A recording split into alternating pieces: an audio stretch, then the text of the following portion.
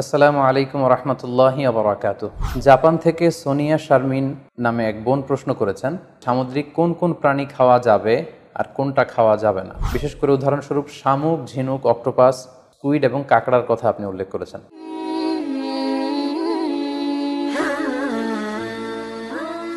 এক্ষেত্রে আমরা বিশ্বাসীরা এই মূলনীতি সবসময় অবলম্বন করতে হবে যে যেটা তৈগিবাত, পবিত্র, সেটা আমাদের জন্য খাওয়া, সেটা কনজিউম করা আমাদের জন্য হালাল, আর যেটা খাবাইস, অপবিত্র, সেটা কনজিউম করা আমাদের জন্য হারাম। তাহলে আমরা এই সিদ্ধান্তে উপনীত হতে পারি যে সামুদ্রিক সব ধরনের প্রাণী খাওয়া বা সিফুড খাওয়া জায়েজ, যদি এটা স্বাস্থ্যের জন্য ক্ষতিকর নয় বা এর মধ্যে বিষাক্ত কোনো জিনিস নেই, এটা যদি প্রমাণিত হয়।